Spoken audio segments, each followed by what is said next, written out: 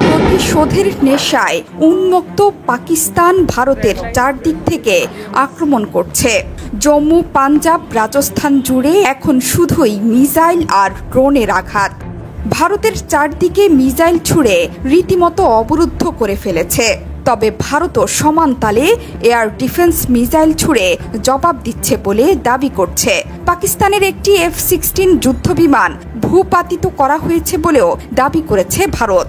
সব মিলিয়ে ভারতের জম্মু কাশ্মীর, রাজস্থান এবং পাঞ্জাবের আকাশে চলছে এই মুহূর্তে ধুন্ধুমার লড়াই। শুধু মিসাইলই নয়, ড্রোন দিয়েও আঘাত হেনেছে পাকিস্তান। ধর্মশালায় বাতিল করা হয়েছে IPL ম্যাচ। মাঠের আলো নিভিয়ে দিয়ে দর্শকদের মাঠ ছেড়ে বেরিয়ে যাওয়ার নির্দেশ দিয়েছে কর্তৃপক্ষ। বৃহস্পতিবার রাত 9টার পর থেকে এসব মিসাইল একের পর এক আঘাত হানছে জম্মু এবং কাশ্মীরে। টানা বিস্ফোরণে চারদিকে ছুটোছুটি শুরু করে স্থানীয়রা। এর আগে বেজে ওঠে সতর্কতামূলক সাইরেন। আখনুর সাম্বারের মানুষ দেখছেন কিভাবে উড়ে আসছে একের পর এক মিসাইল আর ড্রোনের স্রোত, যেগুলো পাকিস্তানের আকাশসীমা পেরিয়ে এসে পড়েছে ভারতের স্থাপনায়। এসব এলাকা পুরোপুরি ব্ল্যাক আউট করে দেওয়া হয়েছে।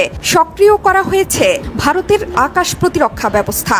যদিও এরই মধ্যে পাকিস্তানের একটি F-16 ফাইটার জেট ভূপাতিত করার দাবি করেছে ভারতীয় গণমাধ্যম ইন্ডিয়া টুডে।